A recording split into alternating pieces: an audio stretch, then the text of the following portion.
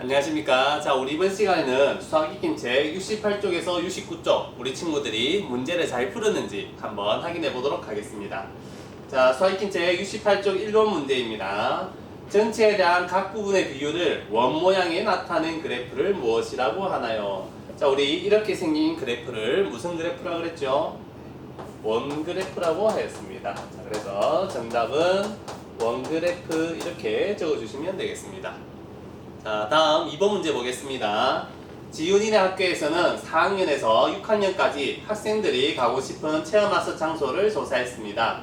전체 학생 수에 대한 가고 싶은 체험학습 장소별 학생 수의 백분율을 구해보세요. 자, 체험학습 장소별 학생 수가 나와 있습니다. 자, 백분율이 두 군데가 비어 있네요. 수학체험과 문화유적지 여기를 구하는 게 되겠습니다. 자, 수학체험관부터 볼까요? 자, 전체 학생 수가 500명입니다. 자, 그래서 500분의 170 되어있죠. 170 곱하기 100. 자, 백분율 한번 구해볼까요? 자, 500, 100 약분되지요. 100으로 약분을 하면 이렇게 0을 날려주면 되겠습니다. 자, 그러면 170 나누기 5가 되겠네요. 한번 계산을 해볼까요? 자, 170을 5로 나누면 자, 5, 3, 15. 자, 17, 15를 빼면 20이 되겠네요. 5, 4, 20. 자, 이렇게 나누어 떨어지겠습니다. 자, 그러면 34%가 되겠네요. 자, 여기에 34%라고 적어주면 되겠습니다. 자, 옆에도 34라고 적어도 되겠네요. 자, 다음 거 보겠습니다. 문화유적지 보겠습니다. 자, 500분의 115 곱하기 100 되어 있습니다. 역시 이렇게 약분을 하면 되겠죠. 자, 약분을 하면 115 나누기 5가 되겠습니다. 자, 115를 5로 나누어 보겠습니다. 자, 5, 2, 10. 자, 11에서 10을 빼면 1. 5 내려오겠죠. 5, 3, 15. 자, 이렇게 해서 나누어 떨어졌습니다. 자, 정답은 23%가 되겠네요. 자, 여기에도 23 이렇게 적어주면 되겠습니다. 자, 그러면 수학 익힘책 69쪽 살펴보겠습니다. 3번에서 5번 문제입니다. 지훈이네 학교 전체 학생들을 대상으로 가고 싶은 체험학습 장소를 조사하여 나타낸 원그래프입니다. 물음에 답하세요. 자, 체험학습 장소별 학생 수가 이렇게 원그래프로 표현되어 있습니다. 자, 3번 문제입니다.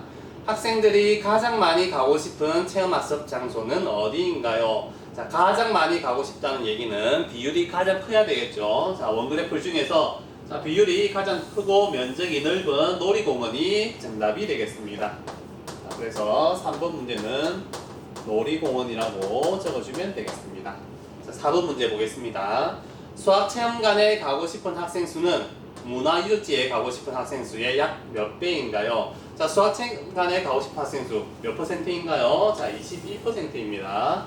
문화유적지는 11%네요. 자, 21%는 11%의 약 몇 배쯤 될까요? 대략적으로 11%는 10 정도 될 거고 21%는 약 20 정도 되겠죠. 자, 20은 10보다 약 2배 정도 되겠죠. 그래서 약 2배입니다. 이렇게 표현을 할 수 있겠습니다. 5번 문제입니다. 원그래프를 보고 알 수 있는 내용을 2가지 이상 써보세요. 자, 우리 원그래프 보고 알 수 있는 내용 한번 적어볼까요?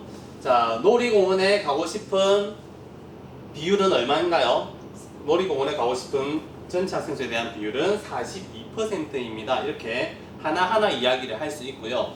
또 그 다음에는 2가지를 비교해서 몇 배인지 이야기를 할 수도 있겠습니다. 한번 이야기를 해볼까요? 자, 수학체험관 보니까 21%, 놀이공원 42%, 2배만큼 차이가 나죠. 자, 그러면 놀이공원에 가고 싶은 학생은 수학체험관에 가고 싶어 하는 학생의 2배입니다. 이렇게 이야기할 수 있겠죠. 또 보니까 문화유적지 11%, 해양체험관 22%, 이것도 2배가 차이 나네요. 자, 그러면 해양체험관에 가고 싶어하는 학생은 문화유적지에 가고 싶어하는 학생의 2배입니다. 이렇게 이야기를 할 수도 있을 것 같아요.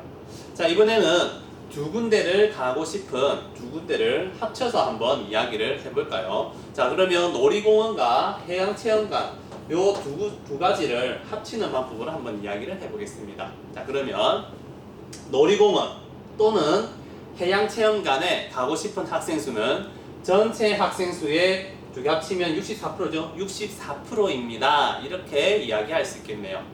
자, 이번에 해양체험관과 문화유적지를 한번 합쳐보겠습니다. 자, 해양체험관 이번에 옆에 있는 거 말고 하나 건너뛰어서 문화유적지 이렇게 두 개를 합쳐보겠습니다. 두 개를 합치면 33%이지요. 한번 이야기해 보겠습니다.